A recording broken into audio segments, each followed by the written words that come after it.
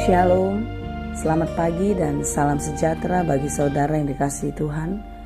Dimanapun kita berada, biarlah sukacita menyertai kehidupan kita. Saudaraku, sebelum kita memulai aktivitas, marilah kita merenungkan firman Tuhan yang menjadi sumber hikmat bagi kita dalam menjalani kehidupan dan dalam segala pekerjaan. Marilah kita berdoa. Bapa yang baik, terima kasih Tuhan untuk pagi yang baik Tuhan berikan bagi kami. Tuhan, hari kami datang ke hadirat-Mu untuk menyerahkan seluruh kehidupan kami dan memohon pertolongan Tuhan di dalam kami menjalani kehidupan dan juga melakukan segala pekerjaan.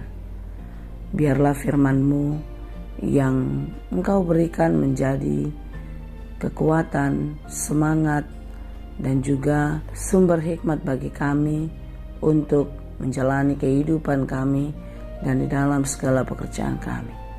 Tuhan, kami mau belajar dari firman-Mu. Berfirmanlah Engkau, sebab kami telah siap mendengarkan. Kasih karunia dan damai sejahtera dari Allah Bapa Tuhan kita dan dari anaknya Tuhan Yesus Kristus menyertai saudara sekalian. Amin. Firman Tuhan untuk kita pada hari ini disesuaikan dengan Almanak HKBP Selasa 14 Juni 2022, tertulis dalam kitab Yesaya 42 ayat 1. Lihat, itu hambaku yang kupegang, orang pilihanku yang kepadanya aku berkenan. Aku telah menaruh rohku ke atasnya, supaya ia menyatakan hukum kepada bangsa-bangsa. Dalam bahasa Batak Toba dikatakan, idama naposoki nahutogu nahupilit hasudungan ni rohaku. Nungah wapeo todiku tuibana tarya sonon nama uhum tuaka bangso parbegu. Demikianlah dikatakan. Renungan kita pada hari ini adalah bagian kedua dari kitab Yesaya, yaitu kitab Deutero Yesaya, di mana dalam kitab Deutero Yesaya ini diceritakan bangsa Israel kala itu sedang di dalam pembuangan. Mengapa mereka dibuang?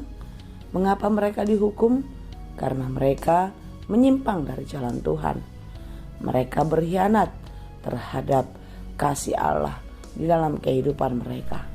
Sebenarnya, sebelum bangsa Israel menjalani hukuman di dalam pembuangan di Babel, Allah sudah memperingatkan mereka melalui para nabinya agar bangsa itu bertobat kembali kepada jalan Tuhan. Tetapi karena begitu kerasnya hati bangsa itu, sehingga mereka tidak mengindahkan nasihat-nasihat yang diberikan kepadanya, dan mereka harus jatuh ke dalam hukuman, yaitu pembuangan Babel. Saudaraku yang dikasihi Tuhan, orang-orang yang hidup seperti yang dia mau, seperti yang dia inginkan, maka cenderung sekali orang itu akan jatuh ke dalam dosa. Karena apa yang kita inginkan, apa yang kita pikirkan tidak sama dengan apa yang dipikirkan oleh Tuhan. Oleh karena itu, hendaklah kiranya kita berjalan seperti yang dikehendaki oleh Tuhan. Bagaimana kita berjalan atau melakukan segala pekerjaan kita seperti yang dikehendaki Tuhan? Belajarlah dan teruslah berguru di dalam firman-Nya. Berdoalah dan dekatkan diri kepada Allah, agar kita bisa menjalani kehidupan ini seperti yang dikehendakinya. Tetapi namanya manusia selalu ingin tahu, selalu ingin mencoba ini dan itu, sehingga tidak mau memerhatikan apa yang dikehendaki Tuhan.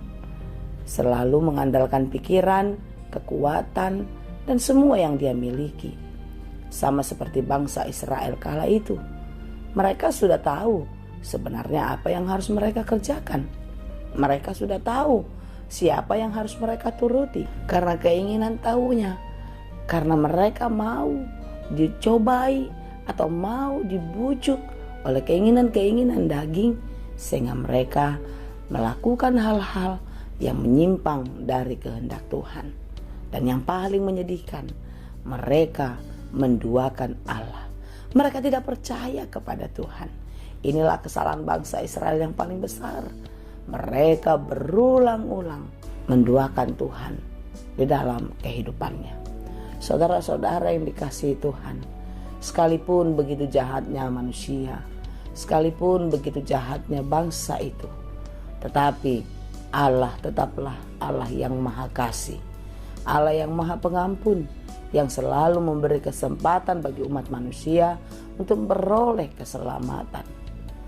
Renungan kita pada hari ini adalah nubuatan Nabi Yesaya kepada bangsa itu, agar mereka tetap kuat, mereka tetap sabar menjalani kehidupan, karena akan datang seorang penolong, karena akan datang penyelamat yang akan menyatakan hukum dan memberikan keselamatan dan kelepasan bagi bangsa itu.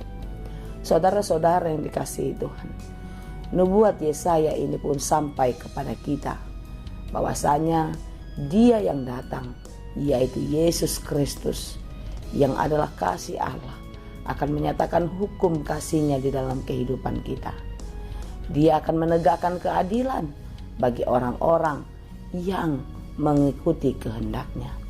Siapa yang berjalan di dalam Tuhan, siapa yang melakukan kehendak Tuhan, hidupnya akan diselamatkan. Dia akan dimenangkan dan beroleh keselamatan yang kekal. Tapi sebaliknya, siapa yang tidak menjalankan apa yang dikehendakinya, maka kematian kekallah yang menjadi bagiannya. Saudaraku yang dikasihi Tuhan, memang kita bukanlah manusia yang sempurna, tetapi kita memiliki kekuatan. Kita akan dimampukan karena kita dikasihi oleh Tuhan. Karena itu saudara-saudara yang dikasihi Tuhan, kuatlah bertahan di dalam menjalani kehidupan. Kalau sekarang kita sedang mengalami kegagalan, kita sedang menjalani kesulitan di dalam kehidupan, kita sedang mengalami penderitaan di dalam berbagai-bagai penyakit, teruslah berjalan dan bertahan. Karena kasih Tuhan akan ditegakkan di dalam kehidupan kita. Kasih-Nya akan menolong kita. Dia akan memberikan kekuatan, Dia akan memberikan penghiburan, dan Dia akan memulihkan dan menyembuhkan. Percayalah, di dalam Tuhan ada keselamatan. Di dalam Tuhan kita beroleh sukacita damai sejahtera. Dia yang datang akan menyatakan kasih-Nya di dalam kehidupan kita. Dia akan menolong kita, menyelamatkan kita. Ia tidak akan berteriak atau menyaringkan suara atau mendengarkan suaranya di jalan.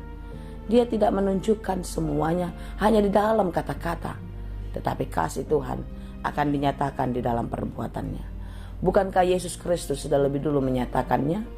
Bukankah Yesus Kristus sudah mengorbankan hidupnya bagi kita? Karena itu saudaraku, percayalah, sampai Maranatha tiba, Roh yang dicurahkan di dalam kehidupan kita akan terus menuntun dan mengajar kita. Tuhan akan terus menolong kita dan menguatkan kita untuk tetap bertahan. Karena itu jangan pernah menyerah, karena Tuhan tidak akan pernah membiarkan kita terkulai tak berdaya. Bulu yang patah terkulai tidak akan diputuskannya, dan sumbu yang pudar nyalanya tidak akan dipadamkannya. Tetapi dengan setia Ia akan menyatakan hukum.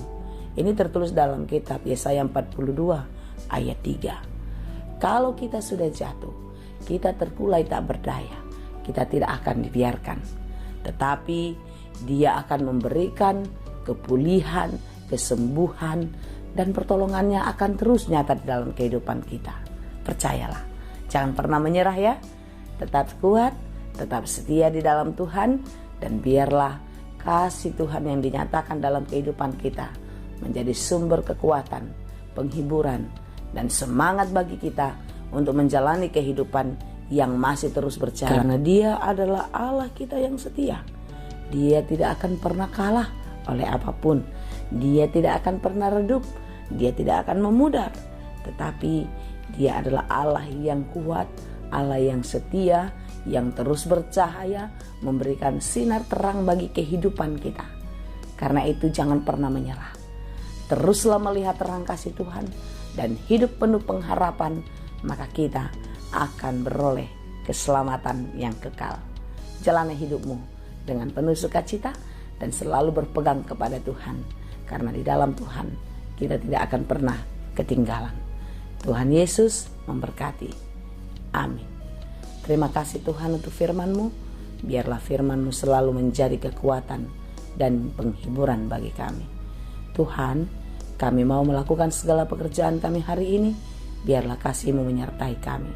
Kami percaya di dalam berbagai-bagai kehidupan kami, di dalam pergumulan kami, kasih-Mu tidak pernah meninggalkan kami. Karena itu kami serahkan seluruh hidup kami ke dalam tangan Tuhan. Biarlah Tuhan yang memberkati. Hanya di dalam Yesus kami berdoa. Anugerah Tuhan kita Yesus Kristus, kasih karunia Allah Bapa, dan persekutuan Roh Kudus, itulah kiranya yang menyertai dan memberkati kamu sekalian. Amin.